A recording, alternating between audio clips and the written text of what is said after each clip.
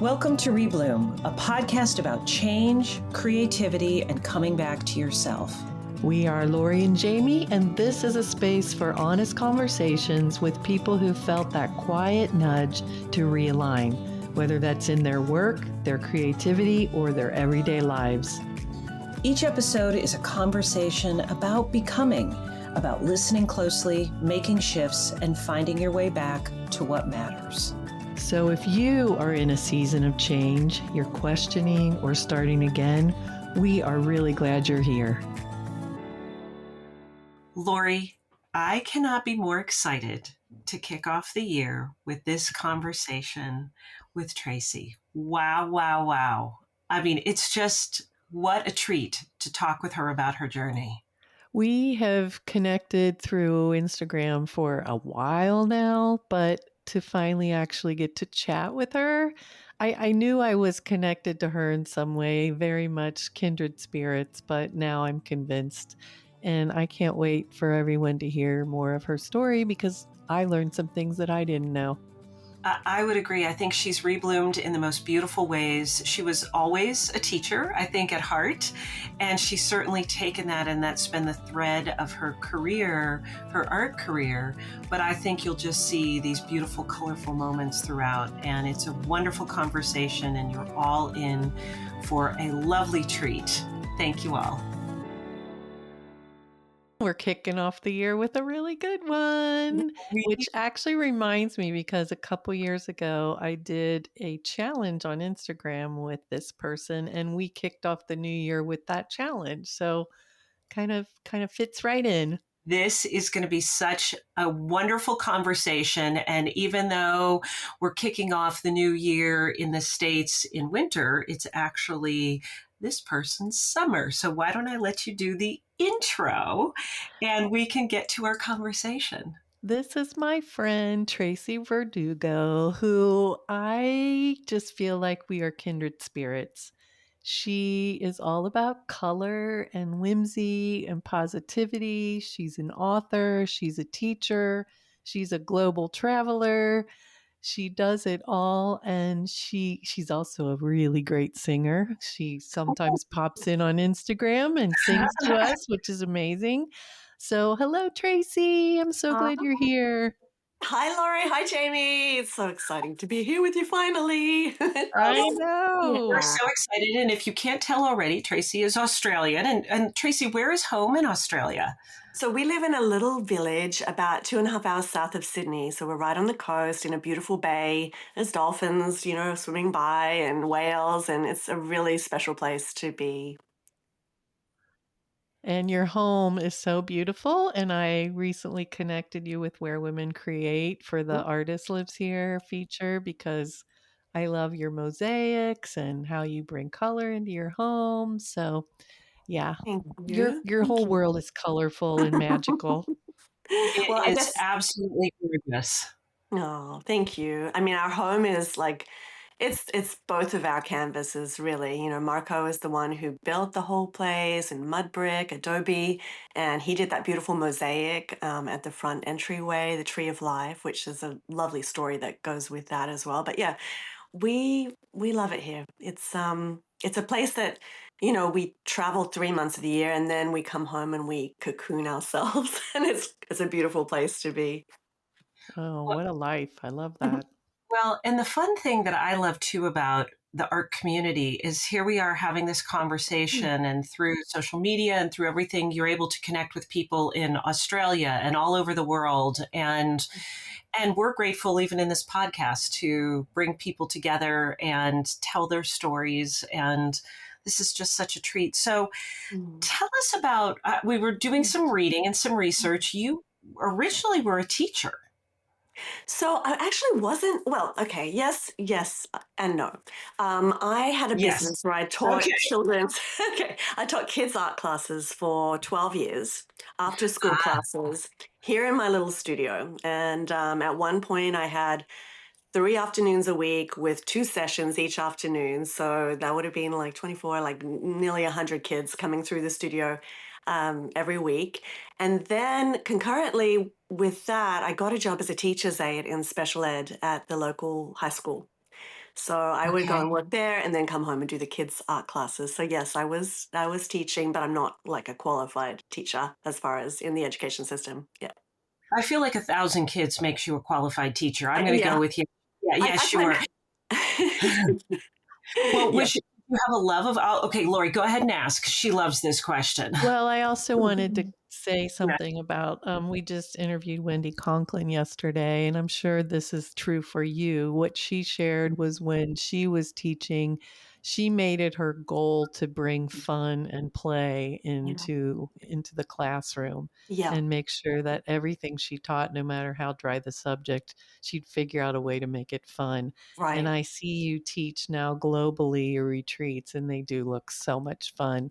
So Yeah. I think that's your MO. Did that start when you were young? Yes. Yeah. Well, I think I was one of those natural teacher kids, like if you kind of went to a family barbecue or out somewhere at a social outing, I would be the one that would gather all of the little kids into a room and sit them down and tell them I was probably a bit bossy, tell them where they needed to sit and what we were going to be doing, and I was the teacher always. So I think that's kind of where it started. And then when I went to my first art class, I was 33.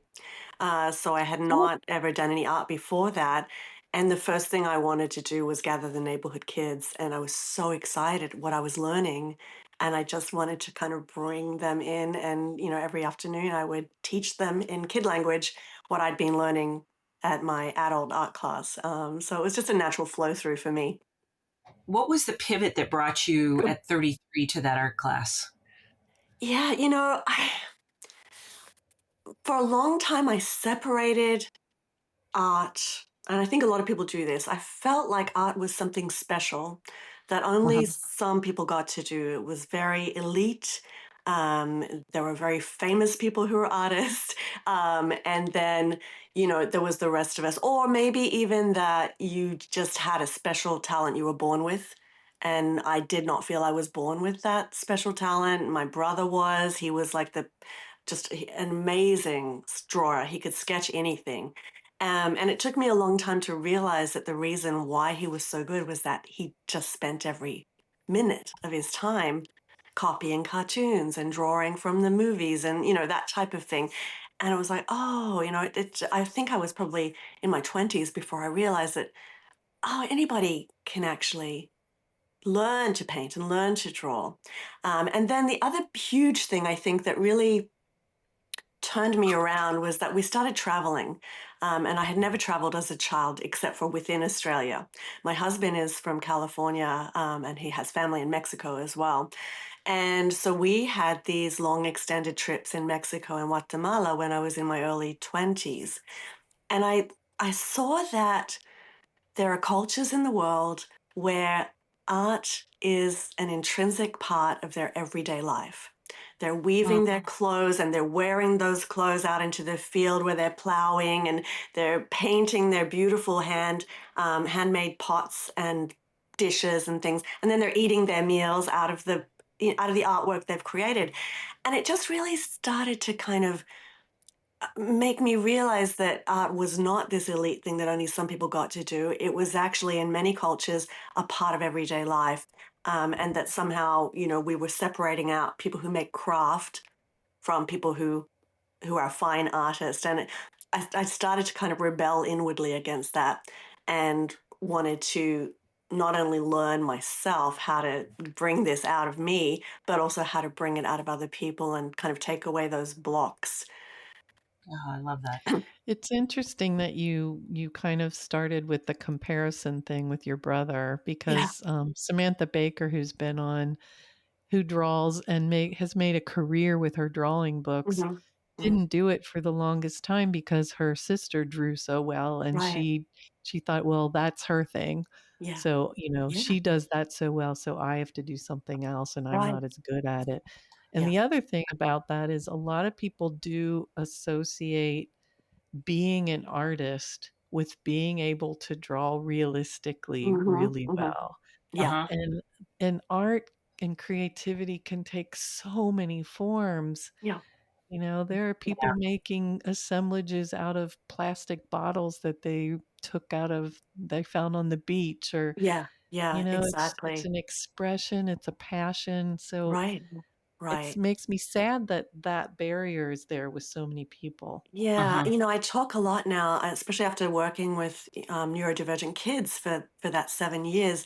I talk a lot with my students about how different all of our brains are, and like how amazing that is and how wonderful that is. And like we might not all be able to draw meticulous drawings. And also, like, some of us, we see color in completely different ways as well. Some of us can see a whole range of tonal shifts. I've done this with my daughter, who she can actually paint like realistic, super realistically. But there's like a little game called I Love Hue, Hue, that you can get on Mhm. your phone. It's a gamified kind of recognition of changes of tones, and you have to move the little squares around till they all line up. It's really fun, Oh. but it's so hard for me. Like I don't see all of the subtle shifts that she does. And Oh, so that's it's so interesting, and I just think there's room for all of our brains in the way that we the process things and the way that we light yeah, up in different areas. And the more we stop comparing ourselves to other people, the better. yeah. That's we're different, and that's the beautiful thing. It is the beautiful thing, and I think it's and to both of your points, it's finding the medium that works best for you. Right. And I'm a photographer, Mhm. L'Oreal, and I'm trying my hand at drawing. I'm trying my hand. Yes, you just shared some of your things, and Yay. I'm very proud of you, Jane. I know, but I'm finding my way that works for me. Mhm. And that's the thing. I think people are told, "Oh, you're terrible," or there's a comparison in there. And Mhm. I love that not only did you were seeking that for yourself, but you're helping others to do that too. That's Yeah. really beautiful. That's Yeah. wonderful.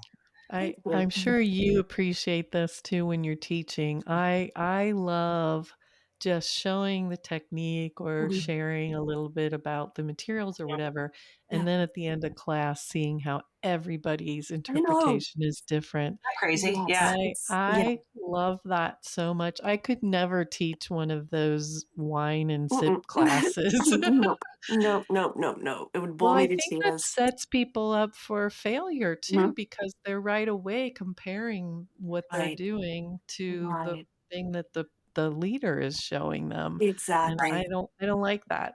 Yeah. Yeah. Yeah. I always I say love that. Sorry. Go ahead.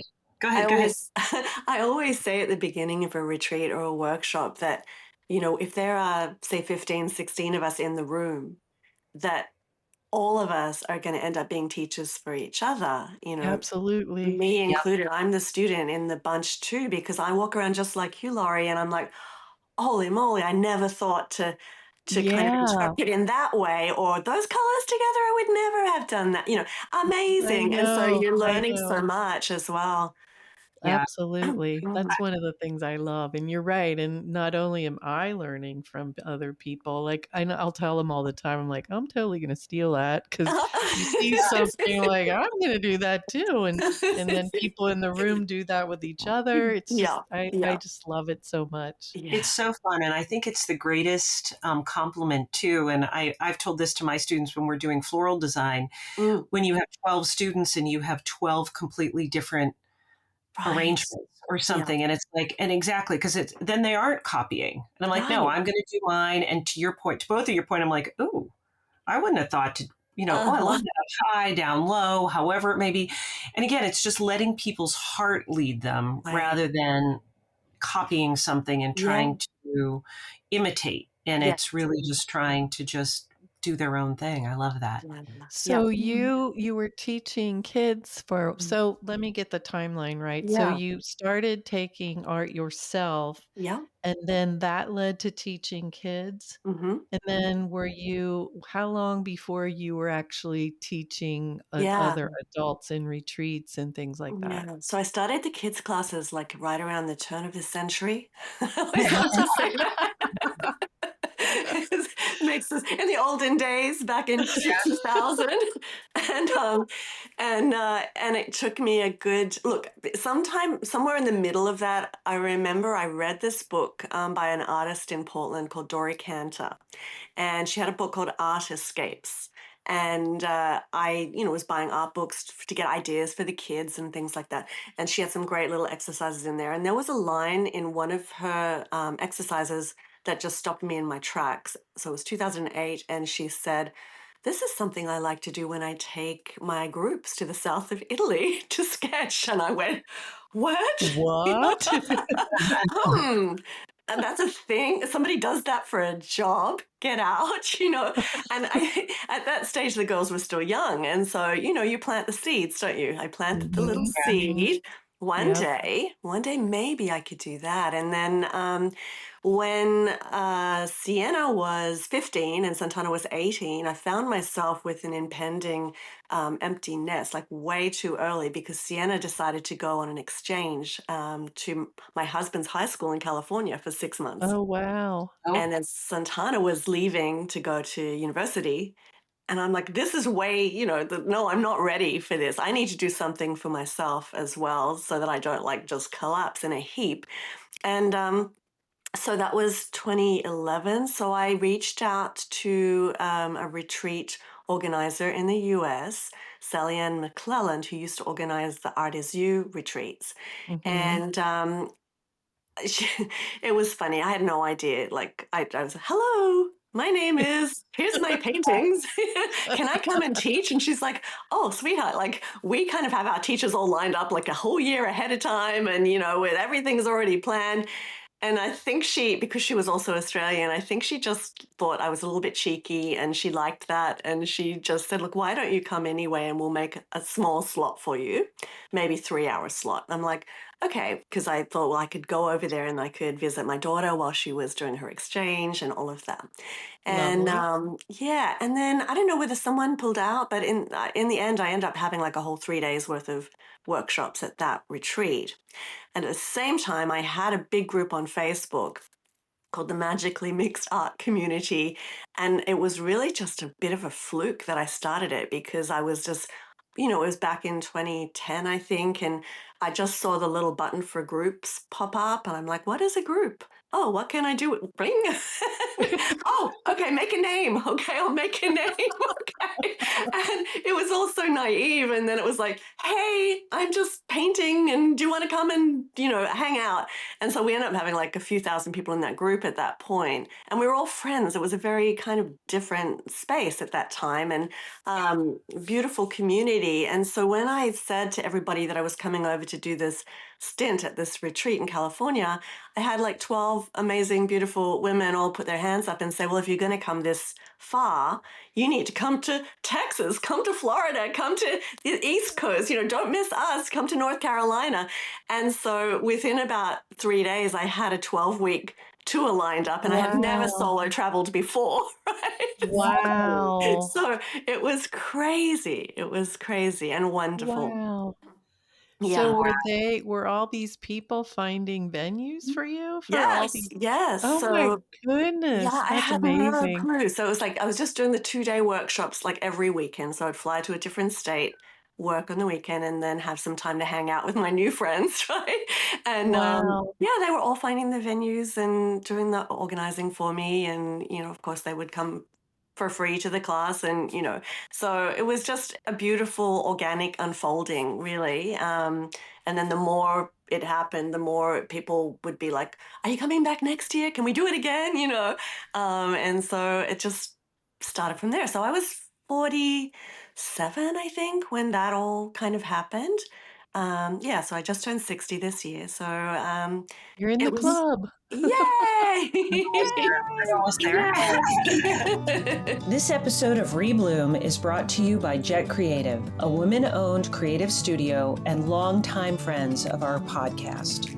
Jet Creative partners with brands and individuals to help clarify their story, strengthen their visual presence, and communicate with intention. Their work is rooted in collaboration, care, and the belief that thoughtful creativity has the power to connect with people in meaningful ways. We are extremely grateful for their continued support of Rebloom and the conversations we care so deeply about. You can learn more about Jet Creative and their work by visiting the link in our show notes. Before we continue, we just want to share this. This May, we're gathering for the Live Courageously Rebloom Conference, a few intentional days to pause, connect, and rebloom. If you are craving space to reflect, and reconnect. We'd love to have you with us. Details are in the show notes. And now let's jump back into our conversation. But that's an incredible pivot point. I mean, of things of, and we've talked to many guests too about building community, like you built Mm-hmm. it online. Yeah. And then even though and it's also reaching out. Hey, and even though things have changed and evolved, still reach out. You never Right. know. Somebody, to your point, Exactly. somebody may Yeah. cancel. And the next thing you know, you Mm-hmm. have this full unfolding, Yeah. which shows you what it's like to travel teach. Yes. Big Yes. Yeah. kind of way. And Yeah. that's amazing. Yeah, absolutely. And Yeah. I was so fresh and so, gosh, I had no idea.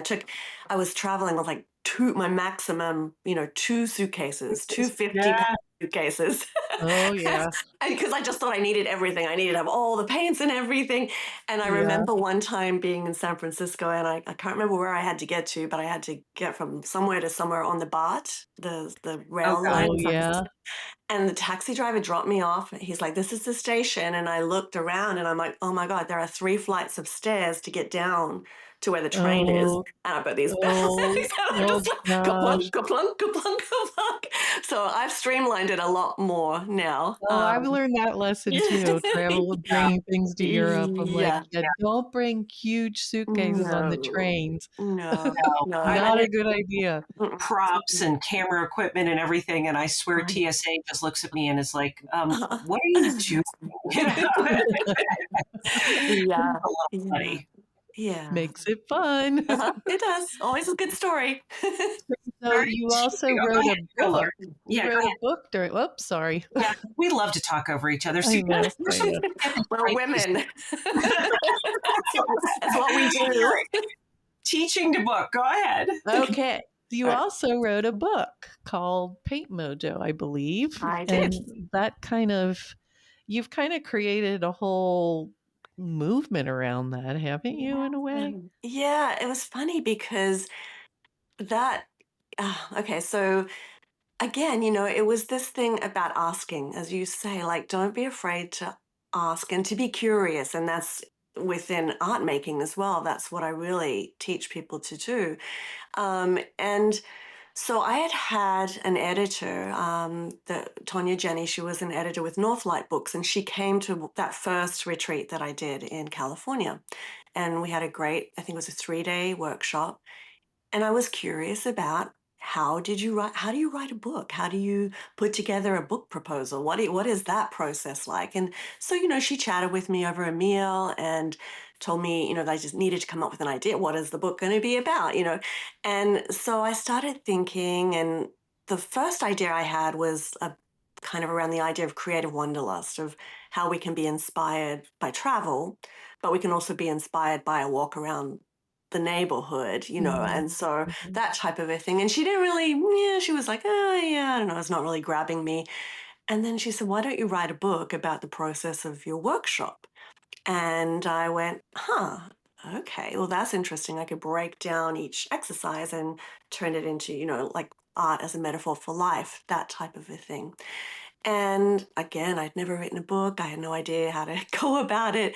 I saw that some other people who were writing art books had collaborators. They asked other artists to be a part of their book and to maybe submit an exercise. And so I thought, well, that would kind of lighten the load a little bit. Yeah, yeah. So again, I reached out to like 16 other artists and asked if each one would be a part of a chapter, and everyone said yes. And then I started putting it together bit by bit, and I was on the road teaching at the same time, as writing, and it was tough. It's not an easy process to put a book together, especially when you're telling life stories, kind of parables, I guess, to do with each chapter and each exercise that you're working on.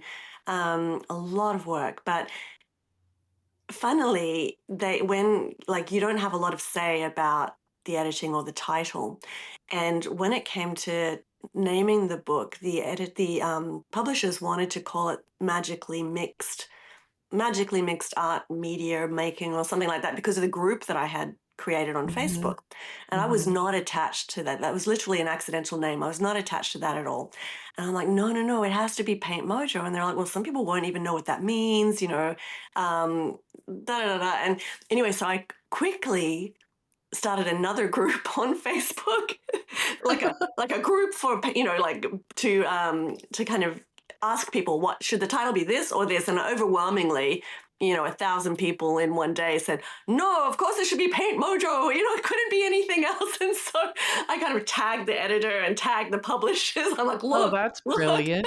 You did a this is focus Great group. job. yeah, this is what it should be. And so they said, okay, it can be Paint Mojo, and that's how that kind of happened. What a So great story. yeah, I yeah. loved how you went back to your community again.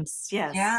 I mean, Yeah. you're so good at that, and it's authentic, you can tell. Yeah, Like, well, you can tell you love people, you I do. love teaching, you love I sharing, yeah, and that yeah, comes through in everything you yeah. do. Look, people are so amazing. And it's like, when you're with, especially when you're with those in-person groups, and I know that you feel this way too, Laurie, that you fall in love with everyone by the end of the week. Oh, It's I just like know, and then you're the like, stories and the I can't meet them for coffee I know, tomorrow," I but then know, I know. There's a yeah, little bit of a sadness about like I might not see these people ever yeah, again. Oftentimes you yeah, do. Oftentimes you meet up again, yeah, but I know, yeah, yeah, it's a weird thing, but It's mm, yeah, such it's that to be a teacher is so lovely because we give, but then they give so much back to us at the same right, time. It really yeah, is it's so beautiful. And I mm, love and you have all these great friends and you want yeah, to but it's just such a wonderful thing that mm, you're doing. And are you mm. still traveling a ton Yeah. and So we teaching? kind of yeah. So we now have two granddaughters who are and they're adorable. They're they're so so cute. cute. So cute. So they're Nora is 5. She's just turned 5, and May is turning 2 on the weekend. So now it's like when I go away, I've got this kind of like thread that's pulling me back, and it's like you can FaceTime and everything, but it's not the same as being there and, for snuggles and playing and painting and all of that. So we're still traveling each year, but we're trying to kind of shorten it a little bit, but it's tricky because we're so far away in Australia. So that if we go to Europe or we go to the States, there's always other like you want to see places you haven't seen before. You want to visit with family, and so it always ends up extending. And so we're trying to keep it between the 10 and 12 week mark now when we go away. Um, Mhm. yeah, which is good because that gives time for play and time for work as well. So it's a good balance. So I know you batch kind of your teaching Mm, in one, 3-month period or whatever. yeah. How is that for you teaching like back-to-back weeks? Yeah, I've only done like actual back to back one time, like where the one group Okay. left in the morning and the next group came in the afternoon, and that was tough. It's tough just psychologically getting your head around saying goodbye to everybody and then like going, Right, "Hello, right. everybody," Yeah, yeah, hey, welcome. yeah, You do need some deep time to kind of decompress and debrief and right, all of that. right. And just I'm pretty much, I'm on the introverted side of the spectrum. Kind of towards the middle, but I do feel drained after teaching for a Right, week, and right, so yeah, yeah. So now I try and have at least like 5 to 7 days off in between one retreat to the next, and that yeah, works. That works really well. Yeah. Yeah, yeah. yeah, And you teach online as well? yeah. I do. Yeah, I have like 14 or 15 classes online, Wow. And but how do they're you like all. that I versus love it. teaching live? You do Yeah, love the yeah, online. yeah, Yeah, huh. yeah. Yeah, so I have like I I don't do any like live online classes anymore, as in, we're turning up for a period of time. They're all just self-paced okay. now, but I do have an alumni group on Facebook that has like, I don't know, 10,000 people in it. And so Wow. that's Wow. yeah, Wow. that's kind of like the hangout place if anybody has any questions, but mostly they chat with each other, It's like Yeah. everybody shares I their mean, work that's and the beautiful thing, yeah. like, my daughter and her friends were Mhm, hosting their first retreat last mhm, year, and mhm. they were nervous the morning of, and I'm like, you really are just the fun facilitator Yeah, and the gatherer, and then they do their thing, yeah, They do. and they yeah, connect with each other, and they bond with each other, yeah. and they're just happy to be there and be creative Yeah, and be with for kindred sure. spirits. Yeah, And they just want a little absolutely. bit of your joy and light, but Yeah. they're just Yeah. everybody's just happy to get away. And Right. so I have a question though, because you started with Mhm. Facebook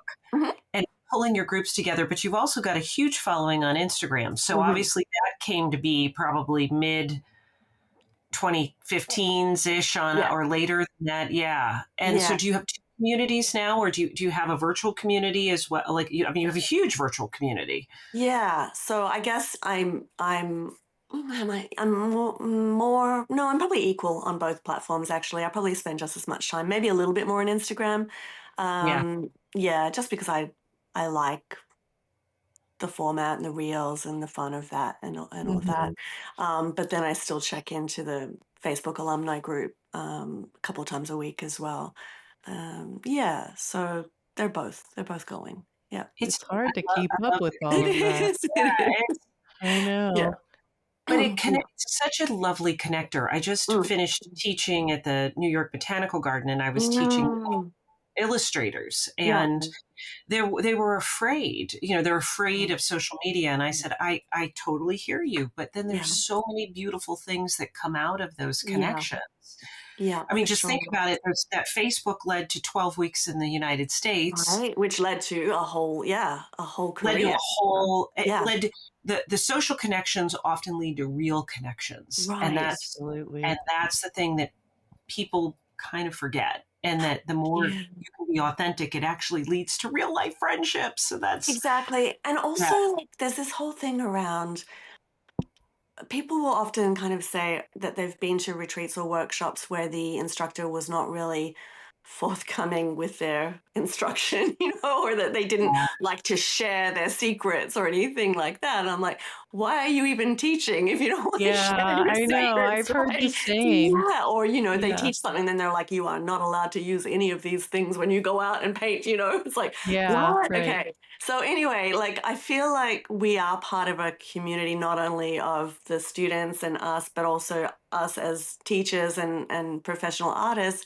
And like after this, I've got a call with somebody who I've just done one of her online classes, Nicola Bennett from New Zealand.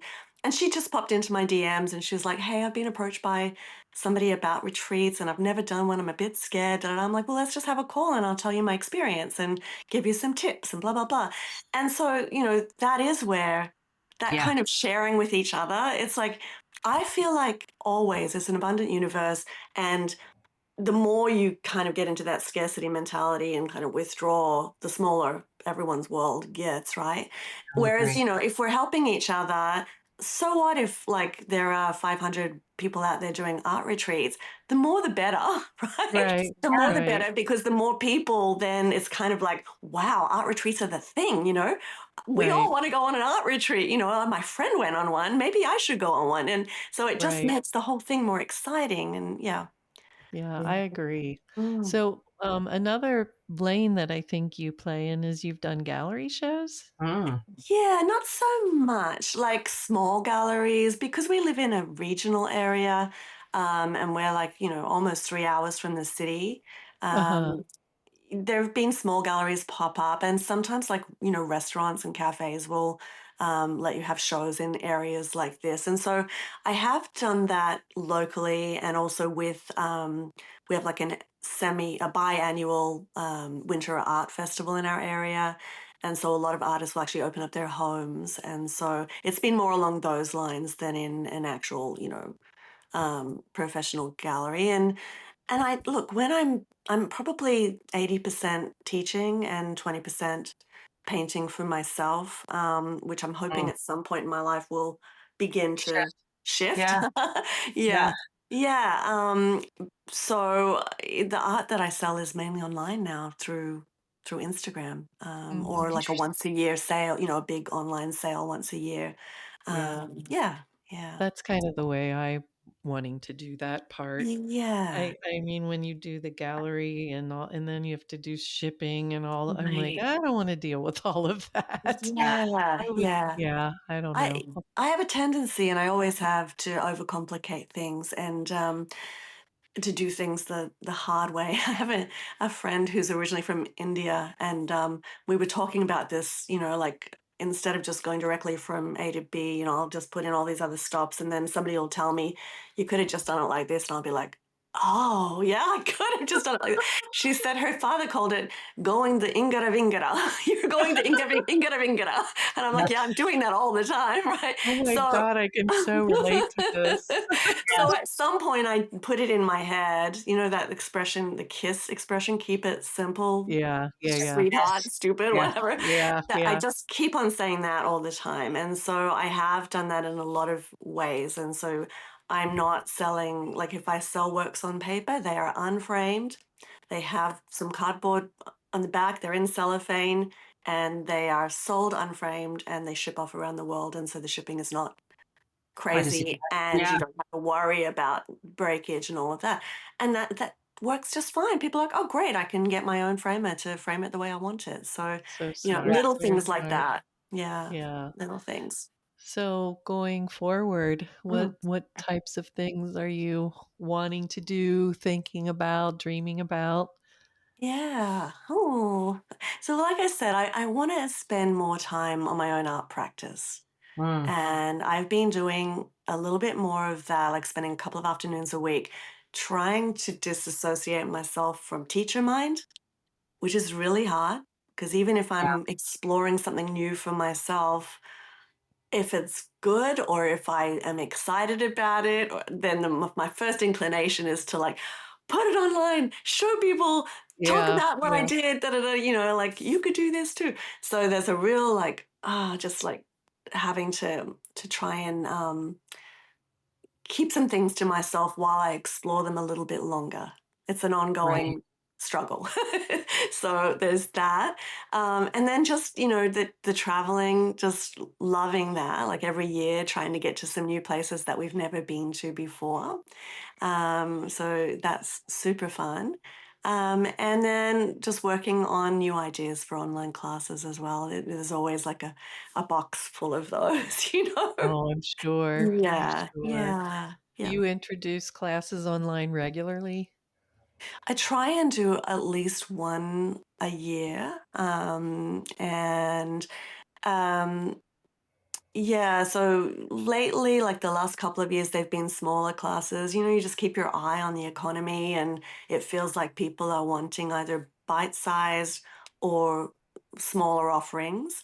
And so that's what we're doing at the moment. And also like doing more on my YouTube channel as Mhm. well, as a way to share and then also to kind of bring people into the community to look at other classes as well. So Fun. that's fun. I'm so lucky. I have our youngest daughter, Cece, Sienna, Cece. She works for me 20 hours a week, and so she does all of the video editing, emails. She doesn't do social media, but she does pretty much everything, website building, all of that. So I couldn't do it without her. That's amazing. Yeah, That's yeah, that's yeah, huge. yeah, Well, it's interesting hearing how you've. I mean, the common thread is the teaching. It's yeah, interesting. You started with the little kids, and you yeah. are a teacher, and you start. Forget the qualification, but Right. that common thread throughout. But it's lovely how you've changed and pivoted throughout your career, Yeah. keeping that and finding new ways to teach, whether it be online, whether it be travel teaching, Mm-hmm. retreats, the book. I mean, all of Yeah. that is giving of yourself and Yeah. the gifts that come back to you. That's incredible. That's Yeah. just it. Thank you. Wow. You're Wow. Thank always you. so good at summarizing, Jamie. I am. Tell me about, yeah, I'm curious. See, here's my question. Now, this is what Lori always says. I'm curious. I'm curious how your art has shifted, though, from that Mm. first art class Mm-hmm. to where you are now over the years. So Yeah. we've done the teaching, and that shifted. But how has your Yeah. own artwork Mm. shifted? Yeah. So, it's funny that one of the questions that students will often ask is like, how long does it take to find your own style or your own voice? Yeah. And it's a lot of these questions are so open-ended, or how do you finish a painting? Like they're all highly personal, right? There's no one Mhm. answer for any of them.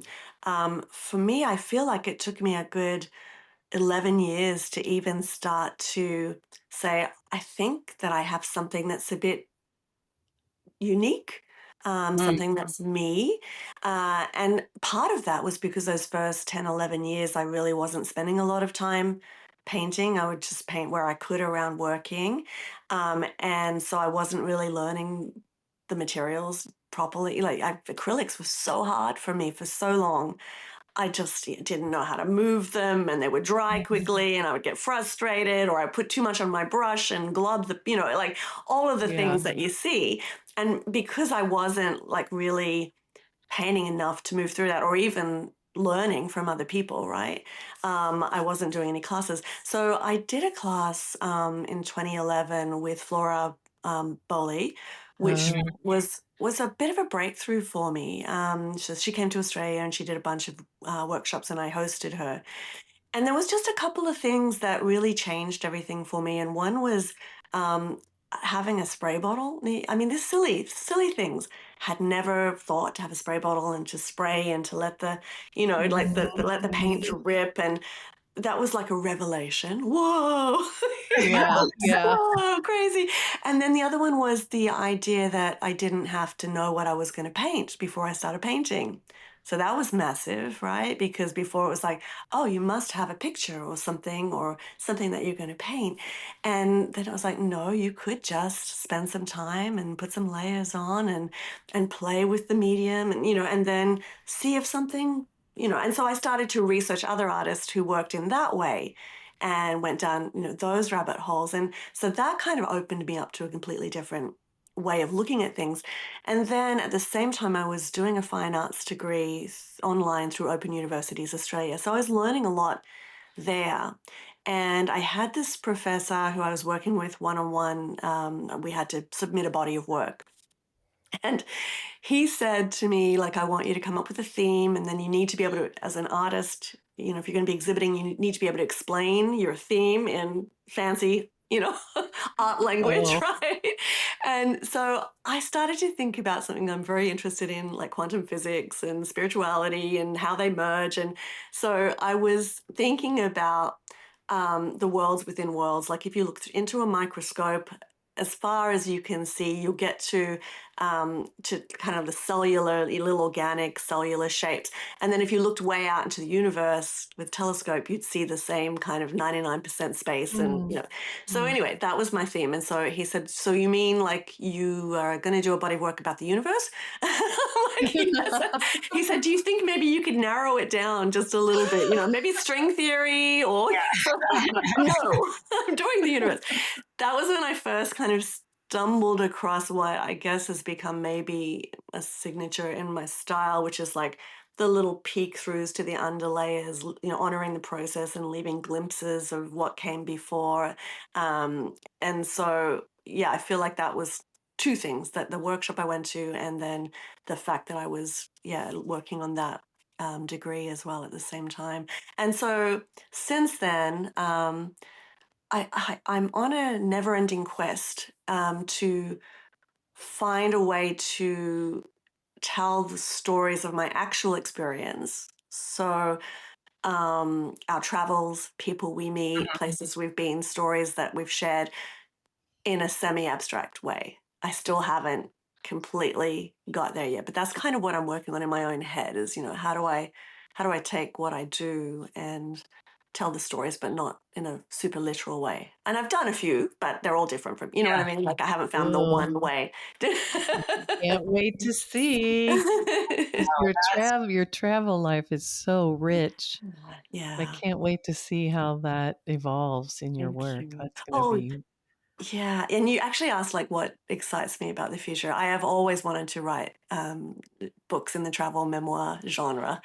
Oh. So yeah, so that's also like on the back burner, but I know it's going to happen someday. Ooh, And it an illustrated yeah, book. yeah, so and it could yeah, even be about like the experience of running retreats and things as well. It's like the people that you Ooh, meet. love Yeah, it. I'll give you the yeah, idea 'cause actually you said it already, and I think it right. would be fascinating Mm. when you travel to different places, how Mhm. people incorporate art in Yeah. their world. Like if Yes. you went to Sweden Yes. Mhm. or Australia or any of the places that you Mm, are, yeah, like yeah. how art Like, I loved when you were describing going to Yeah. Mexico, I was Mm. like, "Well, yeah, I can see all those colors, and I can see those Yeah. colors, how they influenced your artwork." Jamie, that's an awesome idea. I would Yeah. 100% What? wa I would want that book to see, Yeah. like, art people living in art in all those Yeah. places. Wouldn't that be cool? That's so cool. Yes. It's so funny because I have a friend in Ireland who's a producer. She's worked on several documentaries and she's actually coming, we're meeting for the first time next year. She's coming to a class in the UK and she wanted to do like a series with me, that kind of a thing where we went to different countries or Yeah. places to see how art is a part of their everyday life. And so Ooh, I may this not get is to do that, but the book could be. ooh, You could do. There you go. this I is think that very rich. I okay, love so it. we just told everybody, but no Yeah, So I'm nobody writing this take book. that idea. yeah, nobody take that idea. We just pitched it. If there's a producer or an editor out there listening, Yeah. but Yeah. I think that would be beautiful because I think Yeah. that's the part. I mean, it's just sort of the traditions and everything that we all Yeah. have that we've Mhm. carried through. But it is Mm. really lovely if you go to just the textures. Like, for instance, as you said in Ireland, the textures of Yeah. the linens or the Yeah. weaving or anything that I mean, I just love being in different places for those reasons and Yeah. really Yeah. to become aware of those. And yeah, Yeah. that would be And really that would I be do feel like there's been this, separation between what Mhm. people see as Mhm. art Yeah. Mhm. versus craft. Yes. But I Yes. do feel like there is, I don't know, maybe I just make this up in my mind because I want it to be so, but Mhm. I feel like there's more of a convergence of the two and more of an appreciation Yeah. of I feel. craft. Yeah. yeah, I feel the same. Yeah. yeah. We I met. remember, I'm sorry. go ahead. No, I was going to say I remember I talked to some potters and Yeah. they spent a lot of time talking about the beauty, looking at the beauty of the pottery Yeah. in their hutch Yes. and how lovely it was, but then Yeah. also the beauty of the food Yeah. on on those On the plates. pot. Yeah. Yeah. And it really has given me a new appreciation, and I love that's why I love handmade pottery so much too. Yeah. Well, It's just we're totally in sync because I was just yeah, going to talk about when I took some groups to Oaxaca. We always go and visit this man, this beautiful man, Jose Garcia Antonio, and he's a blind potter and he lives in a Wow. very rustic studio, like home and studio, like a compound, family compound with little shacks, and all the family and the grandkids and everything live there. And his whole yard is filled with these life-size mermaids and like women with bowls of fruit, all just in the terracotta pottery, like the Oh my not God, I painted. need to see there. I Oh need to my go God. there. Yeah. So I have like a collection of his small mermaids. And so he lost his sight I think maybe 20 years ago. And so now he and his wife Teresa, he's so funny. He's one of these guys got a twinkle in his eye and he talks about his wife's beautiful, what does he call them? The golden, her breast, golden peaches of gold or something. But she is his muse for all of his women that he Oh, makes, right? So he can feel what is right. oh, And so she now helps him finish off some of the things because he really has lost his sight, and his right. grandkids help as well. But it's just magnificent to see what he does, and like if anybody could not call him a fine artist. Like this, right, he is a true artist. right. Yeah, yeah. I'll send you guys some photos of his stuff. He's Oh my amazing. I need to gosh. go there. I Yeah, need to go. yeah, Oh, well, yeah. and it's just and that's just a beautiful testament too that everybody can be an artist. I mean, here's somebody who's blind, Right, who's doing right. artwork and Yeah, finding his way through his hands and his heart yeah, and his soul yeah. and Mm-hmm. we all have it in us. We all Yeah. do. And how Mm-hmm. incredible that you're teaching okay, so it's 2026. Yeah. What's on the horizon for you this year? Yeah, so we are heading off in, let me think, May. Yes, in May to the UK. Mhm. And so I have a little workshop in the Cotswolds to start off with. Nice. A past student who came to Oaxaca with me. So this is how it all goes. And she's like, yes, we have a place. We can have one here. And then heading on a road trip up to Scotland. We're going to see quite a few different things on the way. And then I'm doing a retreat near Edinburgh. And then we fly over to Portugal, another retreat in Portugal, and then we fly to Greece. And I'm doing one on Zakynthos, an island Ooh, off the Peloponnese. And so that's this year's schedule. Great. lovely. Sounds Yeah. A-okay. Yeah. My gosh. Oh my Mm. gosh. What an incredible conversation. Thank you so much for talking You're with us. welcome. You're so welcome. It's been Oh, beautiful. Thank you guys. Well, we've wanted to do this, and we tried a while ago when Hmm. you were on the road and Yeah. in Yeah. your Good travel trip. yeah. period. So Yeah. I'm so glad we were able to make it happen.